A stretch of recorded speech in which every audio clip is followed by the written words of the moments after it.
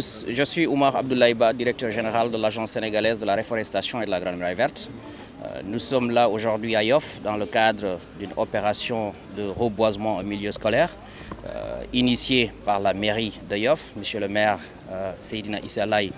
ici présent, c'est lui qui préside aujourd'hui la rencontre, en partenariat avec la direction des eaux et forêts, chasse et conservation des sols, et aussi avec KOICA, donc la coopération coréenne.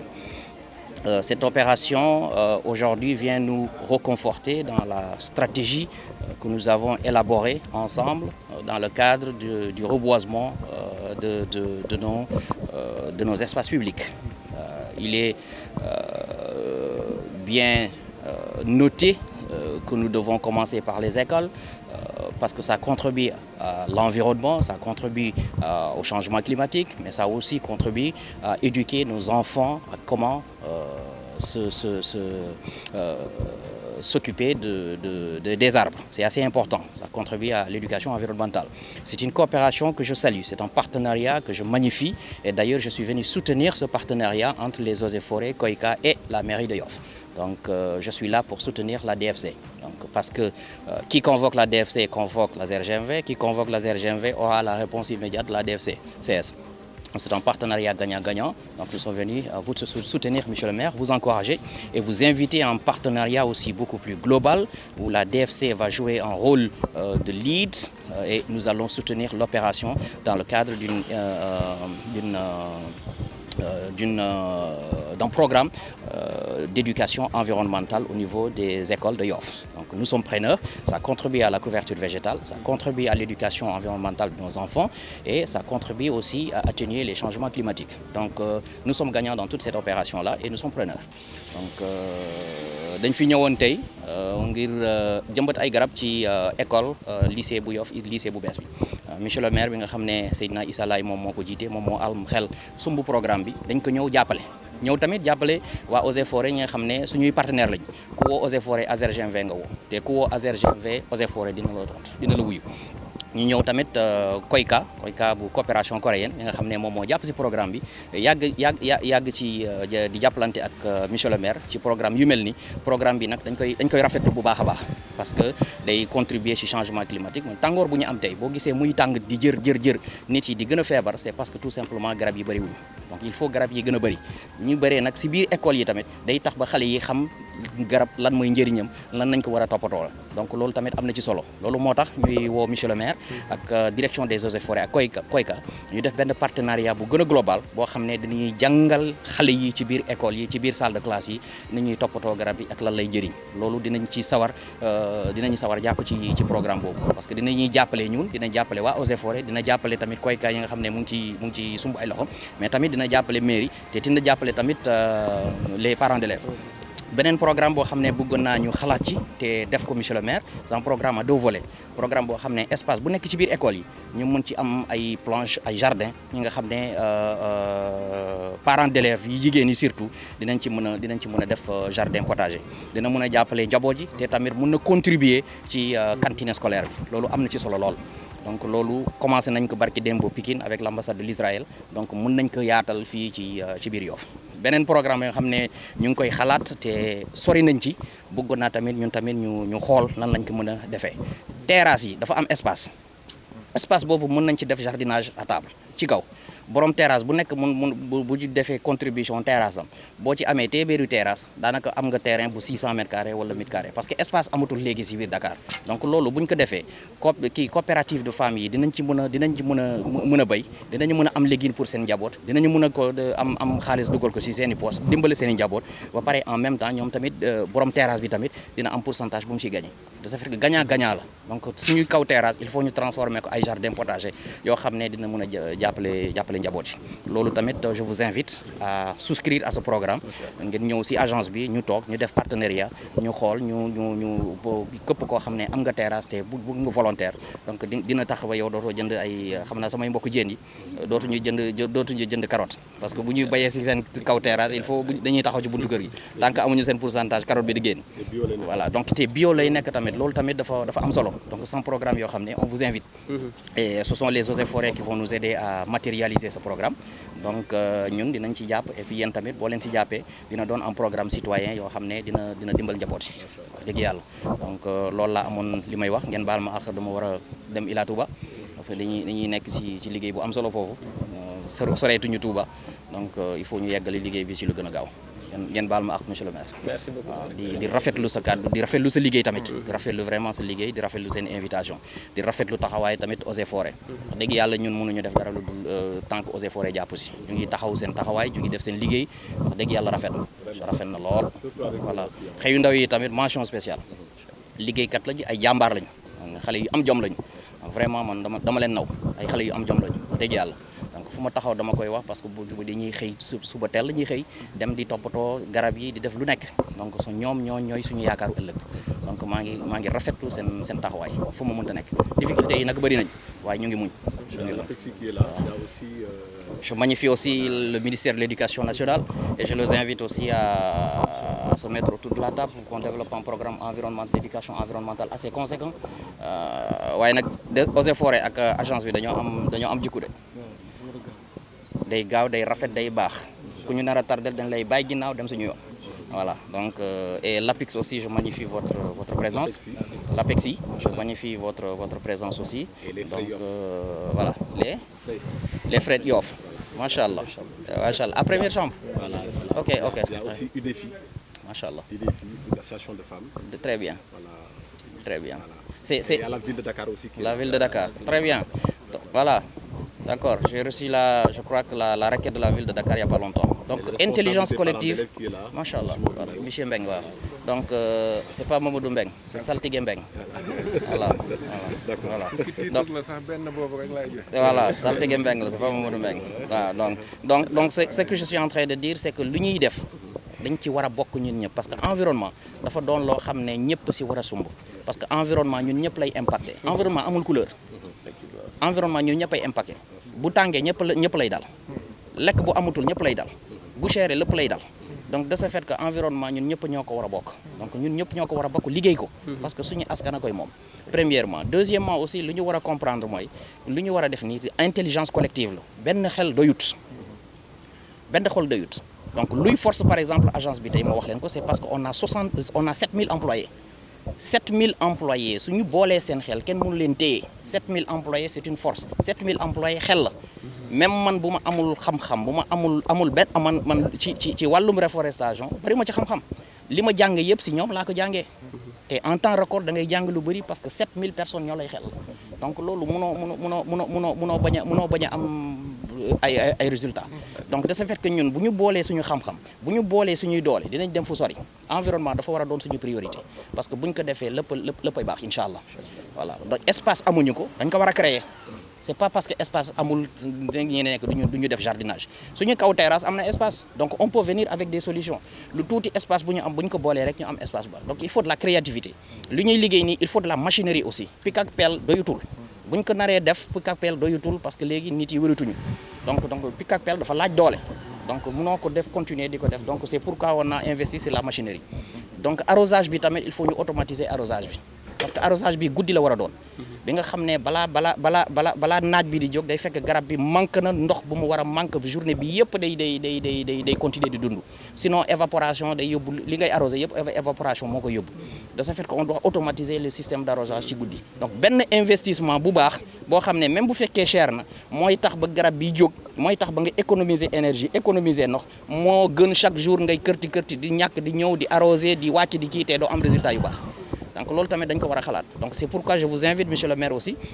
nañu def investissement ci matériel nañu def investissement ci technologie nañu def investissement ci système de goutte à goutte am na ci solo parce que boo ko installé fii bu demee ba jàpp l'année prochaine nga yëkkati ko teg ko beneen école donc looloo gën nga def saupoudrage te doo am résultat yu baax donc loolu tamit dafa am solo donc je vous invite à la réflexion ñun am nañu ay techniciens eaux et forêts am na ay techniciens boo leen soxlee ñu xelal leen ci wàllu boobu boo leen ñëwee dañ leen di defar service gratuit voilà dañ leen di jàppale parce que ñun ngeen di jàppale képp ku jàmbat garab ñun ngay jàppale donc képp dañ ko la war a yombalal mbir mi donc garab gratuit jarul ngeen koy jënd foo leen ko soxlaay ñun dinañuy répondre eaux et forêts dinañu répondre parce que ñun ngeen di jàppale de ce fait que nañuy jàppalante suñu biir voilà programme boo leen mënta sumb dee leen ñu sooraale. ni ñuy ñëwee dinañ si jàpp incha allahu rabbi. monsieur le maire. Merci beaucoup. ngeen baal ma. Merci beaucoup. Ce matin au lycée de Yoff pour procéder à une opération de reboisement avec l'agence de reforestation et de la Grande Muraille Verte, avec les services des eaux et forêts, l'association des parents d'élèves, les instances coutumières comme les FRAI et l'APEXI. Donc cette activité est faite sous le parrainage et le partenariat avec KOICA, c'est-à-dire la coopération coréenne. Aujourd'hui, nous sommes à un tournant décisif de notre commune, parce qu'il faudrait avoir une commune résiliente. Vous avez remarqué que le cap vert n'est plus ce qu'il était, c'est-à-dire verdoyant, et le bâtiment a tout remplacé. Donc il nous faut aujourd'hui restaurer l'écosystème pour lutter contre les inondations, parce que quand il y a des arbres, ils vivent à partir de la nappe phréatique. Et nous avons remarqué et constaté qu'au niveau du village, qu'il y a un refoulement systématique de la nappe phréatique au niveau des cimetières et au niveau de certains domiciles. Donc aujourd'hui, ces actions-là visent à restaurer l'écosystème, à lutter contre le réchauffement climatique et autres vraiment aléas des changements climatiques. Donc c'est extrêmement important. Peut-être que tout le monde ne peut pas le comprendre pour le moment, parce que le reboisement, l'environnement, c'est un investissement de longue durée et dans quelques années, vous en verrez naturellement les résultats. Mais nous n'allons pas nous décourager. Vraiment, nous allons faire de notre mieux pour parfaire nos collaborations avec les services techniques de l'État, avec les agences dédiées à cela et l'ensemble des populations par une manière vraiment inclusive pour que tout le monde puisse vraiment avoir un éco-geste. C'est-à-dire que tout le monde puisse naturellement, dès qu'il sort de sa maison ou bien même à l'intérieur de sa maison, comme l'a dit le directeur, vraiment avoir des actes qui puissent avoir un impact positif sur l'environnement. Donc vraiment, monsieur le directeur, monsieur le président de l'APEXI, monsieur les FRAI, la ville de Dakar, vraiment, et l'ensemble des partenaires techniques, l'UDEFI et surtout la KOICA, nous vous exprimons toute notre gratitude au nom de toute la commune de Yoff pour cette importante opération et nous souhaitons vivement que ce partenariat-là puisse perdurer et continuer afin de relever ensemble les défis du changement climatique. Donc mbokk yi ñu ngi leen di nuyu di leen sant di leen gërëm tey nag dañu ñëw fii ci lycée Yoff ànd ak État du Sénégal ci ay kuréelam ci mel ni ministère de l'éducation ci mel ni agence bi toppatoo wàllu yeesal gàncax gi ci réew mi bu ci mel ni eaux et forêt ak it ñi nga xamante ne ñooy partenaire u mairie bi ci dëkk bi ku ci mel ni APEXI ku ci mel ni FRAI Yoff yi ak lii di UDEFI di kuréel boo xam ne askan wi lay àndal di liggéey pour Yoff mën a jëm kanam. lii nag dañ ko def tey ànd ak suñu partenaire bi ñuy wax KOICA kuréel la boo xam ne Corée du Sud moo ko teg ci dëkkam muy wër di jëf lu baax ci àdduna. donc tey nag fii la ñu tàmbalee ci lycée bu Yoff ñu ñëw jëmbat fi garab yoo xam ne ëllëg dafa war a bokk ci li nga xamante ne mooy suuxat mooy delloowaat li nga xamante ne mooy nature bi moomeelam. ndax ndakaaru ñëpp xamoon nañ ne gàncax ak ay garab lañ ko ràññee woon waaye tabax nañu fépp ba tey fàtte nañu ne garab yi ñuy dindi la ñu daan dunde mooy ndox mi nekk ci biir suuf si ndox moomu nag tey ràññee nañu ne bu tawee day jékki-jékki di génn ci kër yi di génn ci almeer yi donc baax na tey ñu delloowaat wax dëgg yàlla dëkk bi lu mu moom te loolu lii ci la bokk. beneen biit li ñuy def day am jeexital bu wóor ci li nga xamante ne mooy jaww ji. ndax xam ngeen ne ndoxu géej yi ñu ngi yëg xam ngeen ne liñ naan iceberg yi maanaam glace yu mag yi nekkoon ci taax yu kawe yi ci àdduna mu ngi seey te loolu yëpp day am jeexital ci dundinu doomu aadama yi ndax géej gi buy jëm kanam ci dëkkuwaay yi la jëm. géej gi buy jëm kanam jigéen ñi jaay ci tefes ñi nekk ci plage yi di fa daan seen doole dootuñu amee fu ñu daane seen doole donc tey baax na ñu yee askan wi xamal leen ne garab goo dagg. wax dëgg yàlla yaa ngi yàq àdduna ndax yàq àdduna boobu dafa nekk ci weddi ndogali borom bi parce que borom bi moo ñu fi indi tegal ñu ay charte ak dundin boo xam ne buñ ko toppee suñu gàncax suñu dundin dina gën a neex dina gën a baax te it feebar yi dina wàññeeku bu baax. tàngoor bu metti bi ngeen gis ci dëkk bi muy jural nit ñi ay loraange li ko indi yëpp mooy ñàkk ay garab ci dëkk bi donc nag lii amaana ba mën na xeebu lool mais jëf ju rëy la joo xam ne feex ay at ngeen ni xam. ban jeexital la am ci réew mi fi may tëjee nag mooy ñu tàllalaat loxo agence bi tàllalaat loxo ministère éducation eaux et forêt APEXI FRAI yi ndax ñu mën a ànd doon benn say ndax ñun ñëpp lenn moo ñu yitteel mooy jàppale nguur gi pour jëmale Sénégal ca kanam. donc nañu doon benn say ni ko directeur waxee ut ay programme yoo xam ne dañ koy jàllale ci école yi xale yi mën ci jàngal lan mooy environnement lan lañ ci war a def ak luñ ci warul def. fi may tëjee mooy di gërëm Koyka di leen wax ne ñu ngi leen di tàllal loxo pour li ñu tàmbali mu bañ a doon rek tàmbali tey def ko tey pare tey déedéet na doon loo xam ne day sax ni garab di saxee ci biir suuf ami reen ba dëgër màgg di jur meññeenteef di jur ker vraiment loolu la ñu am mbébét te ñu ngi leen ci woo directeur ak waa Eaux et Forêts ngeen jàppale ñu si ba Yoff mën a gis boppam bu baax ci coopération sud-coréenne bi. vraiment looloo doon kàddu yi di sant nag ñëpp di ñaaxaat élèves yi ci ñu góorgóorlu xam seen bopp taxawu seen dëkk wax dëgg yàlla ndax ñu bokk ci ñuy defar seen dëkk lu ci am solo la. looloo doon kàddu yi di leen sant di leen gërëm ci turu Yoff gépp te di beral aussi félicitations à la commission environnement et développement durable bu conseil municipal bi di leen ñambaasaale ak UDEFI ndax gis nañu seen taxawaay vraiment bu fait fierté baax na bu waxtu gërëm jotee ak waxtu wax jotee ñu wax ko ci kanamu kilifa yi wax ko ci kanamu dëkk bi xam ne la lañ war yéen a ngi koy def amoo leen moyen mais yéen a ngi relever des défis jërë ngeen jëf macha allah. asalaamaaleykum ñu ngi nuyu ñëpp di sant ñëpp tey comme nu ko sama kilifa yi waxee muy directeur Grande Muraille Verte Omar Abdoulaye Ba ak aussi monsieur le maire nga xam ni moo ñu dalal tey ci lycée bi ci programme reboisement bi nga xam ne aussi defe naa dama si ñëwaat parce que mooy Koyka bi nga xam ne tey jii aussi bu ñu fi ñëwee teew tey Eaux et Forêts te mooy wax aussi tamit ci turu directeur Eaux et Forêts muy Baydi colonel major Baydi Ba ñu ngi fii tey ci vraiment partenariat bi nga xam ni dafa door entre Koyka ak Eaux et Forêts ak commune bu Yoff vraiment mu nekk activité boo xam ni dafa vraiment ëpp sax suñu njort ndax ci démarrage bi ni ñu ko xalaatee woon ak tey li ñu fi gis moom defe naa ni lu dal xel la te vraiment en tout cas ñun Eaux et Forêts pare nañu pour comme ni ko directeur agence bu waxee ak ni ko monsieur le maire bi nga xam ne aussi dañ koy sant ci taxawaay bi nga xam ne bëgg na def Yoff mu nekk la commune la plus verte au niveau des 19 communes de Dakar te loolu aussi ñun Eaux et Forêts depuis le début ba léegi ñu ngi ci ànd ak moom di ci ànd ak aussi ak agence bi defe naa ne tey daal sunu ay xol moo fees ba nga xam ni du ñu mën a wax lépp lu ñu bëggoon wax parce que lu ñu waroon wax yëpp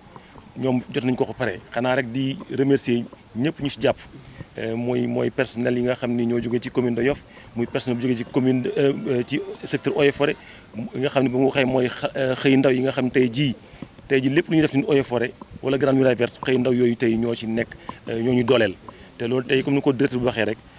force la boo xam ni bu fekkee moyens yi am nañu rek defe naa tey Dakar fu nga xam ne des na espace war nañ ko mën a reboiser rawatina nag ci biir école yi en tout cas jël nañ engagement boobu ci kanam autorités yi ne bépp école bi nga xam ne mi ngi fii ci biir commune de Yoff wala ci département bu Dakar bi nga xam ne ñoo ko jiite en tant que chef de secteur fépp espace bu mënti am daañu fa fexe ba garab lu mu tuuti mun faa nekk aussi ñu toppatoo ko def ay comité yoo xam ne ci biir école yi ñu accompagner reboisement boobu loolu daal vraiment laa bëggoon wax rek ba ñu guddal parce que mi ngi commencé vraiment en tout cas tàng tuuti donc pour revenir en français aujourd'hui nous sommes au niveau du lycée de Yoff dans le cadre d'une activité de reboisement initiée par la commune de Yoff avec l'accompagnement de la Koyka qui est une agence coréenne qui nous a vraiment accompagnés dans cette activité et aujourd'hui nous allons planter une 60aine d'arbres. Ces arbres aussi seront protégés par un grillage et seront aussi arrosés par l'utilisation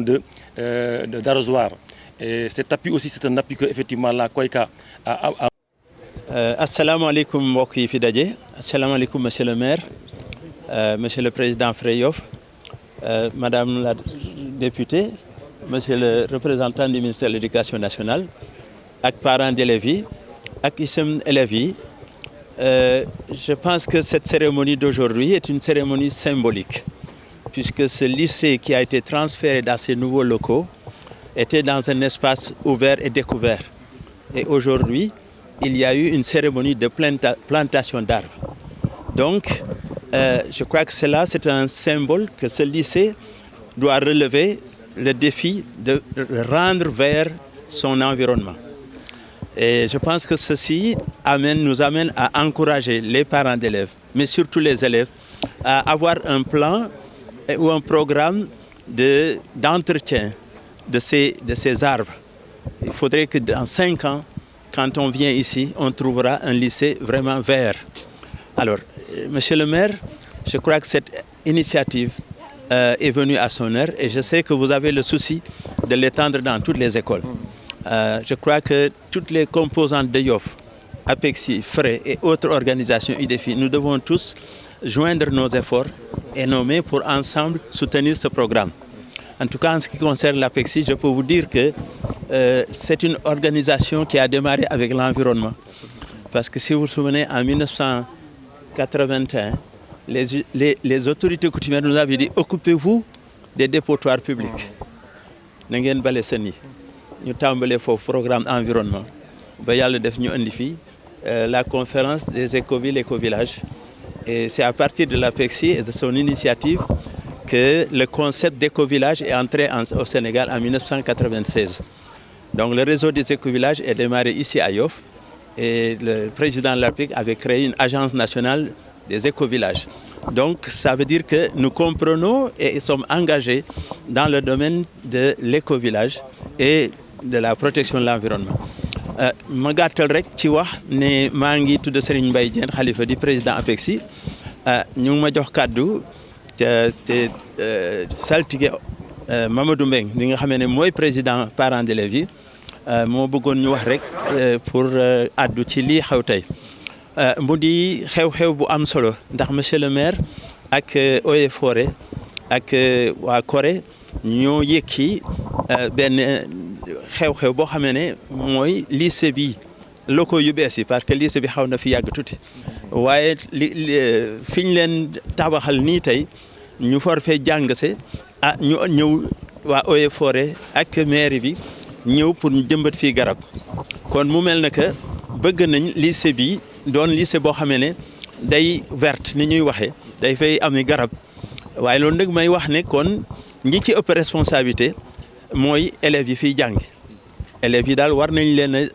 jaaj tuuti pour que ne lii fekk juróomi ñoom ñu fi nekk tey bu ñu laa génn na fekk place bi garab yëpp jàpp waaw bu yàggee itam ñu fexe ba ku fi ñëw rek xam ne fii environnement bi protégé nañ ko nay set na garab yi dund kon su ko laajet nañu am programme yoo xamante ne semaine bu jot dinañ am lu ñu liggéey ci garab yi alors lii ma doon yekki kàddu nag monsieur président FRE Yoff a ngi nii ak yeneen i kilifa ci Yoff ñuy bëggoon rek sargal seen président parents d'élèves yi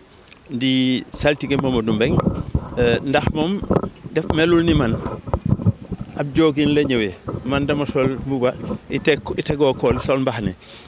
donc dama jàppoon ne mbir mi neneen lay demee maire itam ñu ngi lay encourager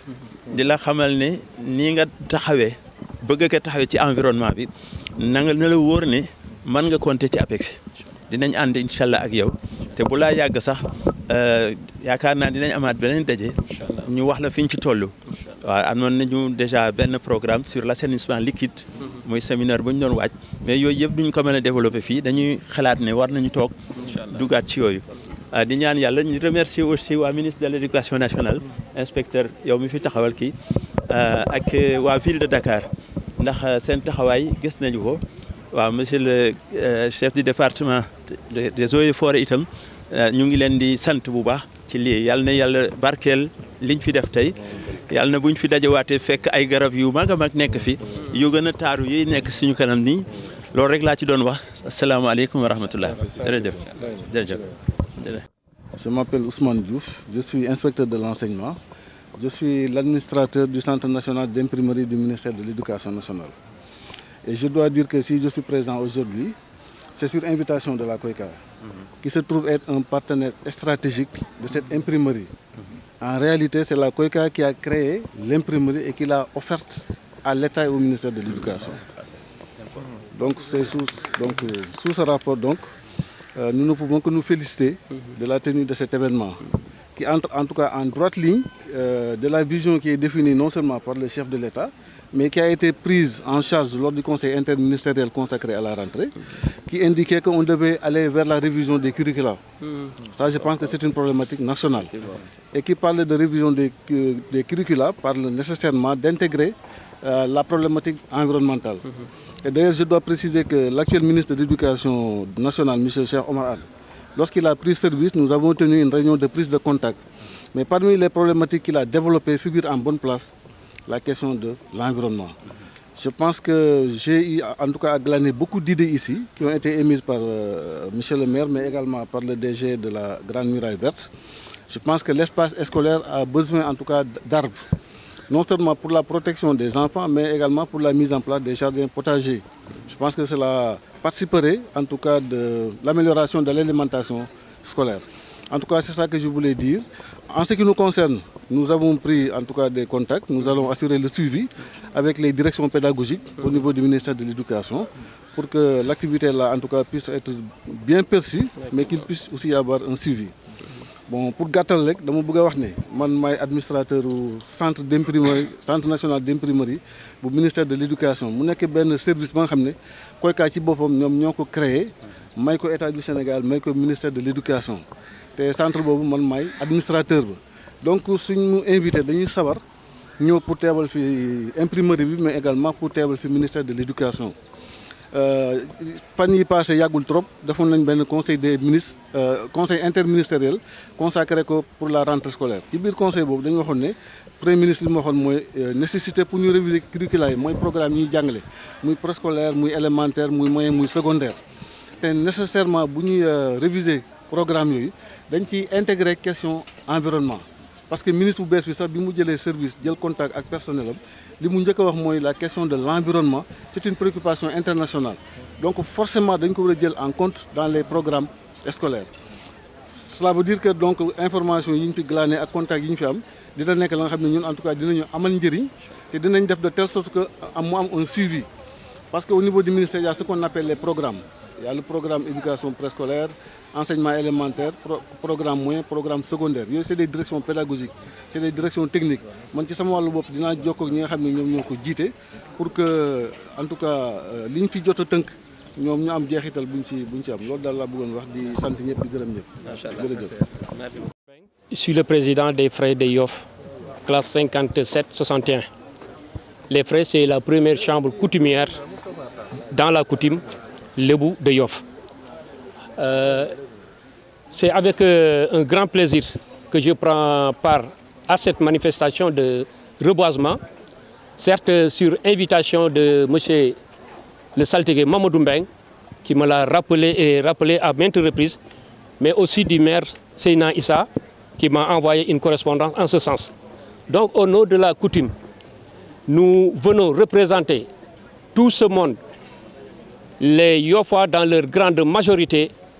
pour ne pas dire dans leur globalité, pour assister à une manifestation de ce genre qui est d'une importance capitale dans notre vie. Semer des arbres, c'est bien beau les planter, mais le meilleur, c'est de les entretenir. Après les avoir plantés, occupons-nous de leurs entretiens. Je crois que nous serons toujours disponibles, monsieur le maire, à venir nous afficher à vos côtés dans toutes les bonnes actions que vous nourrissez pour notre commune. Dieu sait qu'elles sont très nombreuses et nous en savons beaucoup de choses parce qu'il nous a reçus tout récemment dans ses bureaux, il n'y a même pas 3 jours, et il a un programme qui, si Dieu lui prête vie, et comment dire encore, lui prévit et force d'attaque, je vous assure, on sera là toujours. Ci cérémonie plantation arbre yoo xamante ne yi waa mairie eaux et forêt ak waa reforestation ñoom ñoo ko initié woon ñu ñëw si turu Yoff turu coutume bi turu saltige yi ndey yi réew yi jaraaf yi chambre magi Yoff chambre jàmbur Yoff APEX yi bàyyiwuñu kenn di wax ne lii lu am solo la planter ay arbre baax na gaa waaye dëkk nañ ko toppatoo ba njariñ liñ siy séentu mu mën ci am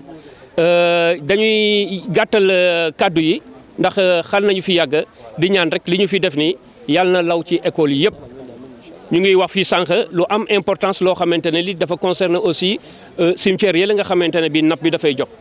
ñu ngi xalaat pour am ay garab yoo xamante ne yi buñ ko fa sampee dana mën di naan ndox bi bu boobaa danañu jàppale si ñun liggéey bi nga xamante ne bi am tàmmee woon nañ ko si cimetière ya def fa canalisation xalaatoon ne nappe phréatique bi comme loolu ressortu état la buñ si amee ay jéego ñu ci def bu boobaa dana nekk njëriñ pour dëkk bi. Eaux et Forêts aussi ñu ngi leen di remercier gis nañu tout le temps yéen a ngi fi loolu ma mujj a tudd nii defe naa dañ ciy ànd ak yéen ngeen jàppale ñu si. yal na yàlla def jàmm ci dëkk bi yàlla dolli sutura te li ñu fi indi tey yàlla barkeel ko ba ñeneen man ci roy allahumma salli ala sayyidina Muhammad wa sallam. merci ñu ngi nuyu ñëpp tey ñu ngi fii si le nouveau lycée Ousmane Sembène bi nga xam ne dañ ko war a toxal dans 10 à 15 jours doon def see reboisement ak nettoyer waat lycée bi loolu nag monsieur le maire moo am partenaire mooy direction Eaux et Forêts bu Dakar capitaine ak waa Koyta ñoo ñëwoon doon capitaine Sall ñoo ñëwoon tey jàppale parents yi ak commune bi pour ñu reboiser le lycée muy daje bu am solo waa ministère yebal nañ fi inspecteur parents yi recevoir leen ak maire ak partenaires yi ñu ko seqal yëpp muy Baye Laye baax na muy Croix-Rouge muy gouvernement scolaire ñu jëm si ubbi école bi vraiment muy journée bu am solo man na ku wax saltige wax jëmbat garab parce que saltige moom tout ce qui est luy yéwénal garab rek dafay nekk mbiram kon loolu ñu ngi koy rafetu mais di sant yàlla wax ne comme maire ni mu ko waxee actuellement jamono environnement bi dafay xaw a yàqu te li ko menacé dafa bari te bu ñu profité wul jëmbat garab loolu dafay gën a sooxe te dafay andi géej gi avancé andi jafe-jafe yu bari kon tey muy daje bu am solo ñu sant parents yi sant maire sant waa Koyta ñëw sant capitaine Sall vraiment di wax ne ñu ngi wootewaat rek nit ñi gën a taxaw gën a jàppalante pour ñu mën a gën a relever le niveau fii au niveau de l'éducation effort bi nag bi ñu def tey bu am solo la di sant nag parents yi parce que lycée bi vraiment jafe-jafe yi bari yoon na muy wàllu ndox mi muy wàllu courant bi muy wàllu environnement bi sax vraiment jafe-jafe yi bari na mais ça fait chaque jour parents yi ñu ngi fii di yéeg di wàcc ànd ak proviseur bi di lijjanti ndox bi di lijjanti courant bi ba démb yàlla jubal na courant bi ñëw na démb actuellement ndox bi moo des te ragal nañ ne fekk une semaine yàlla mën na def ndox bi ñëw te bu ñëwee aussitôt dañuy installer pour mën a andi élèves yi détacher le lycée mu mën a ñëw fii maire nag def na ci effort parce que joxoon nañu ay table banc 168 recevoir agul nañ 134 yi mu des 34 le ministère de l'éducation gis ngeen table banc yi ñuy monter ministère bi moo ñu fi yónnee muy 200 table banc ñu ngi koy monter incha allah bu yeggalee dinañ ko dugal ci classe yi di sant ñëpp di wax ne ñëpp jàpp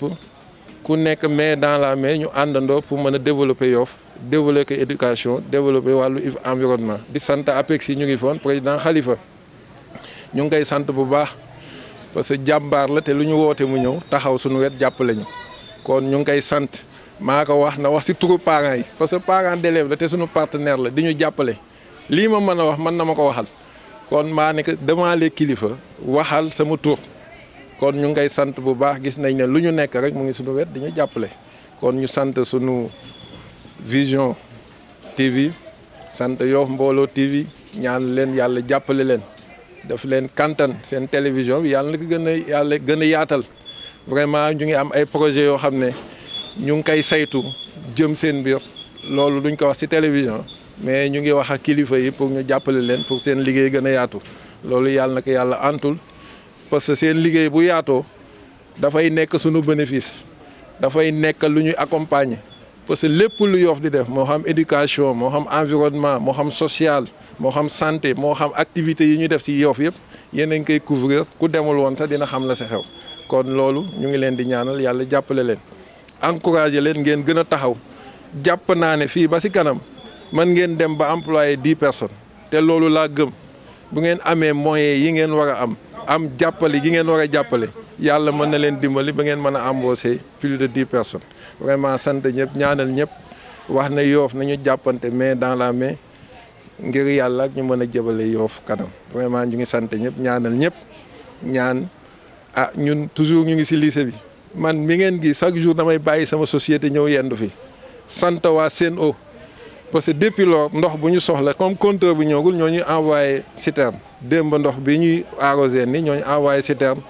vraiment ñoo moom lañ fas yéene arrosé garab yi bu bëggee jeex ñu envoyé waat ñu citerne sant préfet moom it moo ñu mettre en rapport ak ñoom sant ñëpp ñaanal ñëpp wax ne Yoff yàlla na jëm kanam sant UDEFI dégg naa ñoom ñu ngi fi tamit nekk partenariat ak waa capitaine Sall ak la mairie ñoom it ñu ngi leen di ñaanal yàlla jàppal leen vraiment ñu ngi sant ñëpp di ñaanal ñëpp